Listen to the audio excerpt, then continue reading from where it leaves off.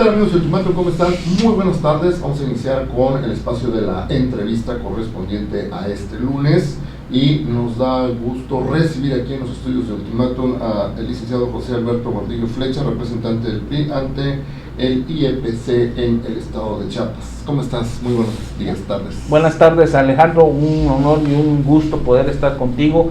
Grandes entrevistas que has realizado y me siento muy congratulado de que el día de hoy, esta tarde, nos puedas entrevistar. Muchas gracias, en serio.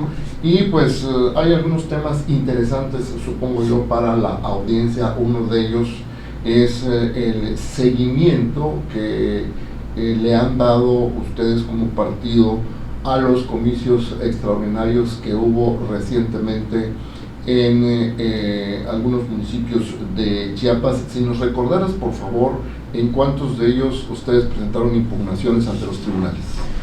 Buenas tardes a todo el auditorio, también muy agradecidos por darnos seguimiento.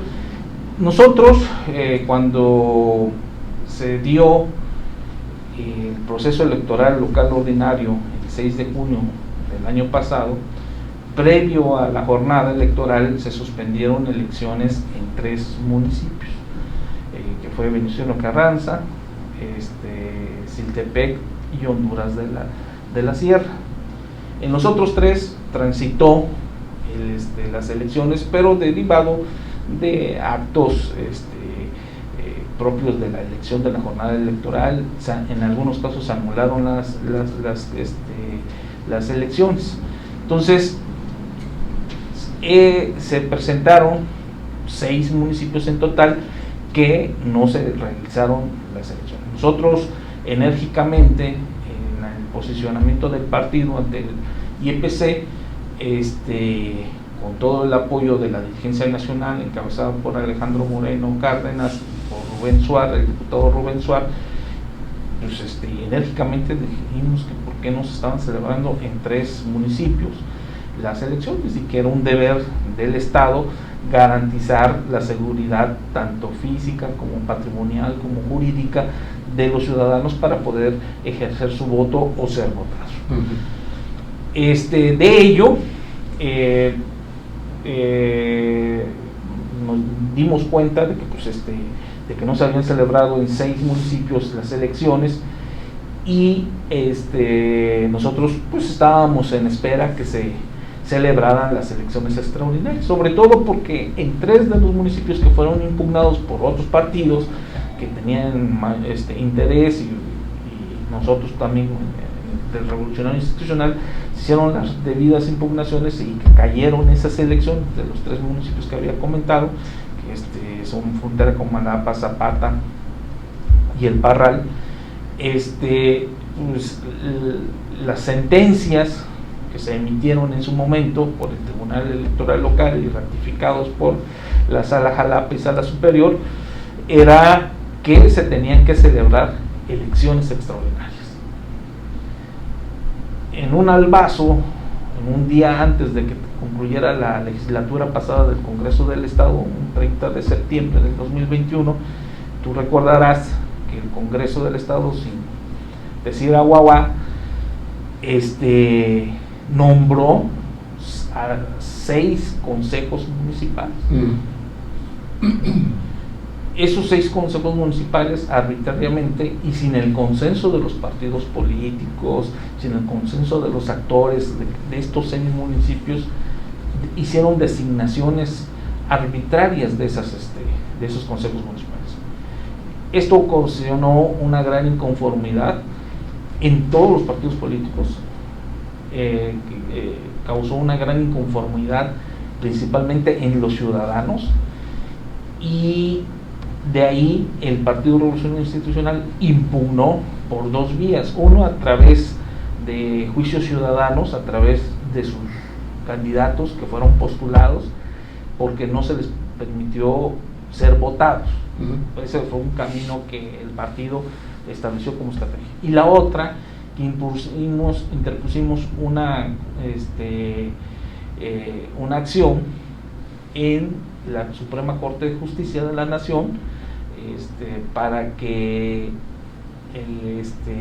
declararan inconstitucional una acción de inconstitucionalidad, declararan inconstitucional los decretos del Congreso del Estado porque no habían seguido el procedimiento legislativo, 2, porque no había el consenso y porque habían sentencias del Tribunal Electoral Local que establecía que se tenían que, por lo menos en 3 municipios, celebrarse elecciones extraordinarias. Entonces, derivado de ello, el Tribunal Local, en las impugnaciones que se realizaron vía JDC o juicios ciudadanos, como se les denomina, el Tribunal Local resolvió que se tenían que celebrar las elecciones y ordenó al Congreso del Estado que se hiciera la convocatoria a esas elecciones extraordinarias. En un acto, lo tenemos que reconocer y en su momento lo manifestamos así, hubo una vocación democrática de parte del Congreso del Estado, de la actual legislatura. El primero que salió a decir fue el presidente de la Junta de Coordinación Política, a decir que acataban la resolución del tribunal y que no lo iban a impugnar, que no iban a seguir con la cadena impugnativa y que lo iban a acatar. El Ejecutivo del Estado, observamos que hubo toda una disposición para que se celebraran las elecciones extraordinarias, y así es como el IEPC, en el ámbito de sus facultades y atribuciones, lanzaron la convocatoria conjunta para hacer las elecciones extraordinarias. Pero esto sí queremos hacer muy claro, que fuimos el único partido político que impugnó estas acciones. Si ya después todo el mundo se colgó, todo el mundo se sintió democrático y todo el mundo decía de que bueno, que se estaban celebrando las elecciones extraordinarias, hasta partidos que, o sea, no habían participado en nada, estaban muy contentos, pero ni uno, déjame decírtelo, ninguno había impugnado la decisión de no celebrarse las elecciones extraordinarias. Ninguno había impugnado los consejos municipales. El PRI fue el único. Nosotros abrimos esa posibilidad. ¿Para qué? Posiblemente no íbamos a ganar en algunos municipios, o posiblemente no pudiéramos postular en todos los municipios, pero sí es una vocación democrática la de que los ciudadanos finalmente decidan quiénes quieren como sus representantes, y no sea un órgano diminuto sin el consenso además de los ciudadanos para que designen a los consejos municipales. Y de ahí empezamos a ver una serie de tropelías y una serie de acciones antidemocráticas que fueron minando la elección del pasado 3 de abril. ¿Por qué fueron minando? Porque pues a los que quedaron en los consejos municipales pues les gustó llegar así de esa manera fácil, vieron el caminito fácil. Sí. Y fueron los mismos que venían insistiendo en que no habían condiciones para celebrarse elecciones, principalmente en Carranza, frontera con Malapa y el Parral. Decían que no habían condiciones y que no sé qué más. Llegaron al grado, como en el caso de frontera con Malapa, que el presidente del concejal envió una senda carta, un oficio al IEPC y al Congreso del Estado y al Secretario de Gobierno, declarando la incapacidad no solo del ayuntamiento, sino de todas las fuerzas políticas estatales y federales, diciendo que nadie podía poner orden ahí en frontera con Malapa. Yo no entiendo cómo un presidente municipal, o bueno, en este caso un consejero, un presidente de concejal, pudiera atreverse a señalar que en su municipio hay un desorden. Yo no, o sea, si eres padre de familia, no vas a reconocer que pues, no puedes gobernar en tu casa, o que no puedes meter mano firme. Entonces, declararse ya incapaz de que no pueden hacer, y que por eso pedía que mejor no se hicieran las elecciones y que se hicieran el consejo municipal. Entonces, empezaron a haber tropelías de esa naturaleza que fueron minando las elecciones. Hubieron acciones que intentaron que no se celebraran elecciones, y lo lograron en el caso de Honduras de la Sierra. Permitieron que un grupo menor intimidara a la sociedad, intimidara a las instituciones, y decidieron que no se celebraran las elecciones.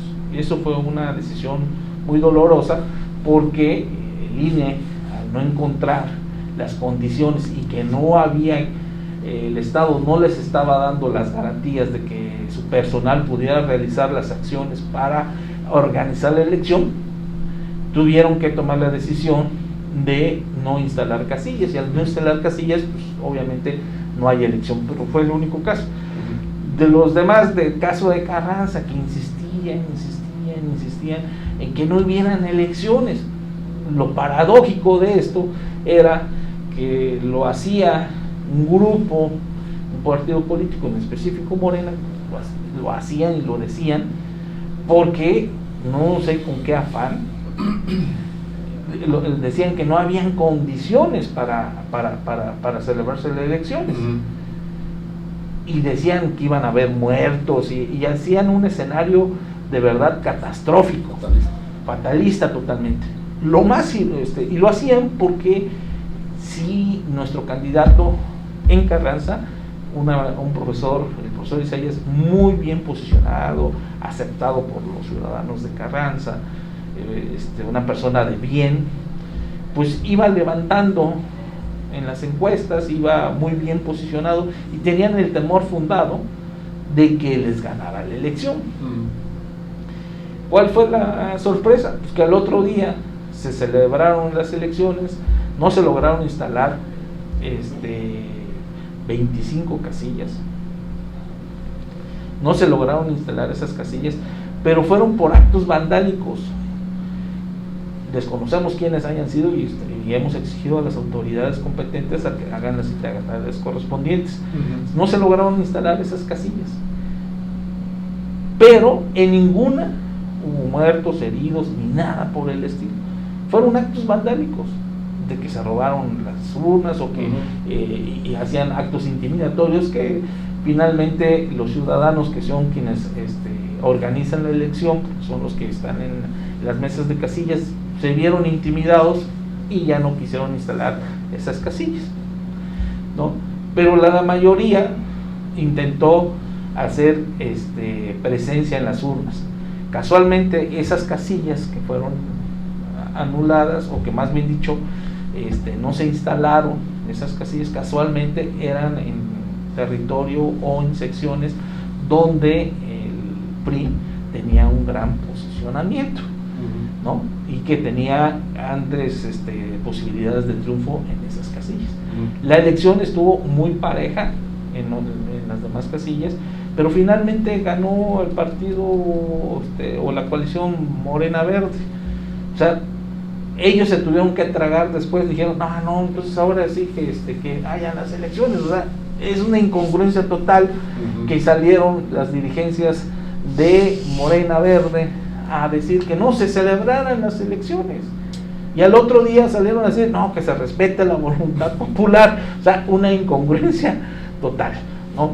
Pero es así como se vinieron celebrando las elecciones. Ganamos nosotros como partido, nos reposicionamos, ganamos en Siltepec, contundentemente se ganó en Siltepec.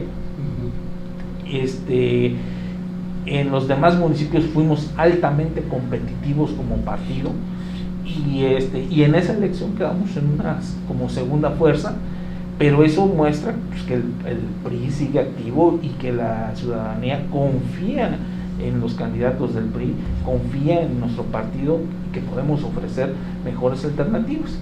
No vamos con las mismas condiciones del juego, no tenemos piso parejo, y eso nos pone en desventaja, pero aún así damos la batalla para poder salir avantes en el triunfo electoral. Entonces no se impugnó ningún resultado de parte de ustedes. Nosotros impugnamos nada más en Venustiano Carranza, porque no se instalaron esas casillas, y ahorita sigue su proceso impugnativo, está subyúdice, se dice jurídicamente, está en el tribunal, tribunal en su momento va a decidir si nos da la razón. ¿La petición es anularla? La petición es anular esa elección porque pues, no se pudo instalar. Un porcentaje. Y derivado de eso vamos a esperar qué sucede, porque pues queda pendiente la elección de Honduras de la Sierra, ¿no? Si vemos, es el único municipio que impugnamos, porque los otros no tenemos interés jurídico, no porque no quisiéramos, no tenemos interés jurídico en esos municipios, y nosotros siempre hemos sido un partido responsable. Si no tenemos posibilidades de ganar, pues ¿para qué hacemos tanto relajo, ¿no? Por tanto alarde? En Venustiano Carranza sí tenemos posibilidades y por eso lo estamos haciendo la respectiva impugnación. Okay. ¿Y qué camino lleva Honduras de la Sierra? Honduras de la Sierra, pues, se tendría que esperar que termine el proceso electoral, que terminaría a finales de mayo, porque en junio comienza, que termine toda la cadena impugnativa, y ahí ya veríamos qué sucedería. Honduras de la Sierra es un municipio donde estábamos muy fortalecidos. Nuestro candidato que postulamos es una persona que tiene altas probabilidades de ganar en ese municipio, y esperemos que sí se puedan celebrar elecciones extraordinarias en ese municipio. Frontera Calamba se queda como está. Se queda como está. No tengo entendido que no impugnaron los partidos que quedaron en primer y segundo lugar. Parece que están aceptando los resultados. El único, hasta donde tengo entendido, es Venustiano Carranza, que fue impugnado por 2 partidos. Ok, recientemente también el Tribunal Electoral del Estado resolvió a favor de la dirigencia de Rubén Suárez, que había sido impugnada por un priista. ¿Cómo estuvo eso? Eso es correcto. Fíjate que bueno que lo tocas. Nos da mucho gusto que el Tribunal Electoral local haya resuelto. En esta vez hayamos tenido la coincidencia jurídica de respaldar el triunfo que tuvo Rubén Suárez en los pasados meses, en marzo, en la elección de la dirigencia para el periodo 2022-2026. Ahí el tema es, desafortunadamente, quien impugnó, yo creo que no estuvo bien asesorado, no tuvo una buena asesoría jurídica, y no lo presentó en los tiempos debidos. El tribunal resolvió primero, si estaba en desacuerdo, y nosotros así lo defendimos, en el partido hay sus procesos, y cada proceso es individual y definitivo. ¿Qué quiere decir esto? A ver, el Comité Ejecutivo Nacional, que es el facultado, lanza una convocatoria para la elección y renovación de la dirigencia. Tú tienes que impugnar ante la instancia federal esa resolución, esa convocatoria, porque tú no puedes estar de acuerdo, crees que jurídicamente no es viable esta convocatoria, lo impugnas. El actor, el compañero priista que impugnó, no lo hizo en su momento. Después impugnó los demás actos internos del partido,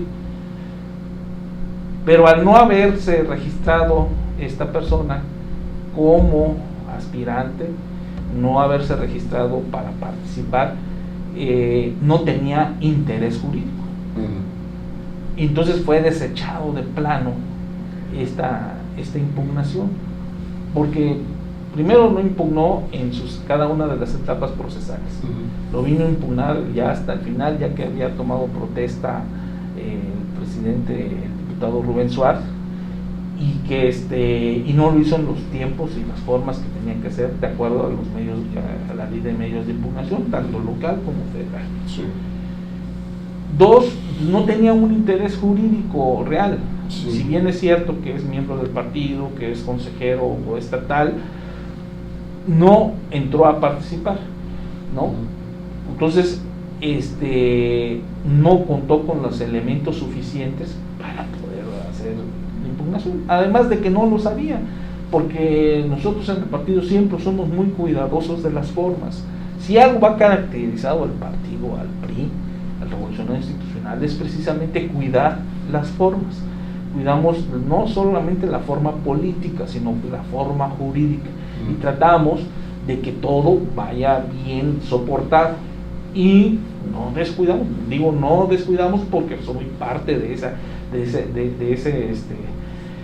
ese partido y intervengo en algunas acciones. Soy miembro de la Comisión de Procesos Internos y soy comisionado de la Comisión de Procesos Internos, y cada uno de los procesos se respetó, se validaron cada uno de los dictámenes, participamos, se trató de pulir pulcramente, quedaran cada uno de los actos partidistas, interpartidistas, impecables, para que precisamente no fuéramos sujetos de ninguna impugnación. La verdad, no nos sorprendió el resultado del tribunal. El tribunal simplemente revisó cada una de las actas, revisó cada uno de los elementos que se le aportaron, y fue suficiente. El actor tampoco esgrimió grandes elucubraciones jurídicas. Fue una narrativa única y exclusivamente, y los tribunales no atienden narrativas, atienden hechos y verdades jurídicas, única y exclusivamente. Quedó firme, ¿verdad? Quedó firme ya. No sé si vayan a continuar con la cadena impugnativa en Jalapa, pero lo más seguro es que Jalapa ratifique la decisión del tribunal local. Ok, rápidamente, si nos recuerdas, también había un litigio ahí con Aida Jiménez, que empezó hace mucho tiempo, pero recientemente el tribunal también les dio la razón a ustedes. ¿Cuál fue tu último punto? Es correcto. El año pasado, el 16 de septiembre del 2021, la señora Aida Guadalupe Jiménez Esma presentó una queja denunciando al Partido Revolucionario Institucional y a tu servidor, José Alberto Gordillo Flecha, como presuntos responsables de violencia política en razón de género, por el hecho de haber impugnado su posición en la primera fórmula que presentó el Partido Verde Ecologista para diputados de representación proporcional, que tú ya sabes el resultado, ¿no? Finalmente hasta la sala superior llegamos y nos dieron la razón de que no era elegible, era inelegible la señora, y que no podía ser postulada, y que por tanto no le correspondía esa diputación. Quedó su suplente, la hoy diputada Rocío Cervantes, que ella es la que ostenta ahora esa diputación. ¿Por qué lo impugnamos en su momento? Porque era una cuestión de legalidad en primer término. Teníamos que, nosotros con la vocación democrática, jurídica, de pulcritud jurídica que tenemos en el partido, se tenía que hacer. Y dos, una cuestión de disciplina partidista.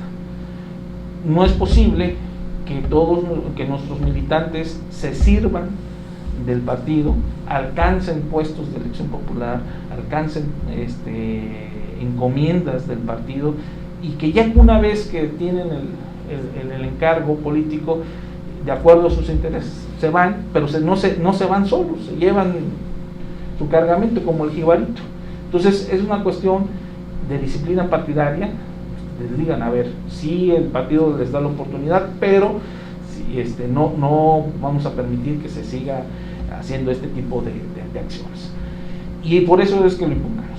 Sin embargo, la señora no estaba conforme, y no sé por qué motivo, desconozco cuál sea su motivo real.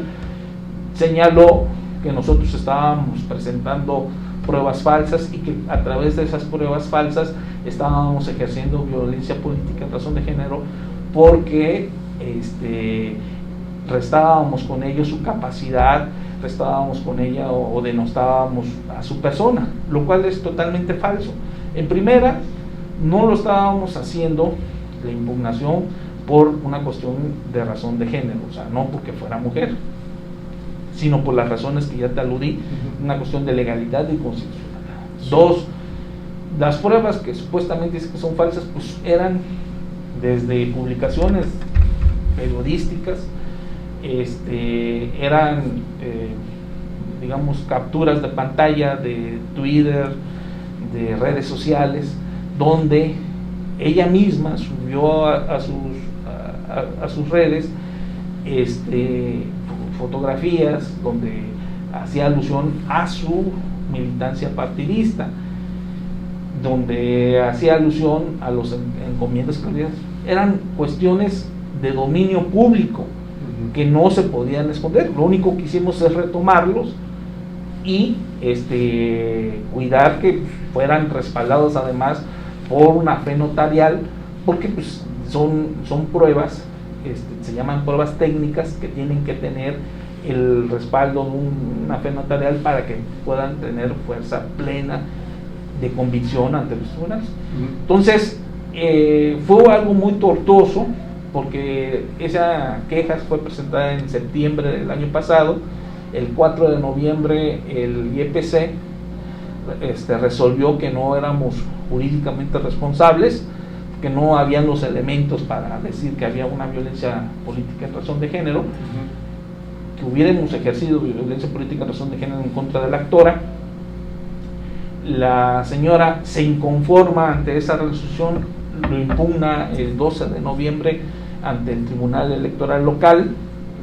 Hasta el 25 de marzo el Tribunal Electoral Local resuelve y decide que no considera, y ahí es donde nosotros estuvimos en desacuerdo con la decisión del tribunal, decir que se tenía que reponer el proceso porque no se había sido exhaustivo en la revisión de ese juicio, y que como supuestamente no había sido notificada correctamente la quejosa, se tenía que reponer ese proceso.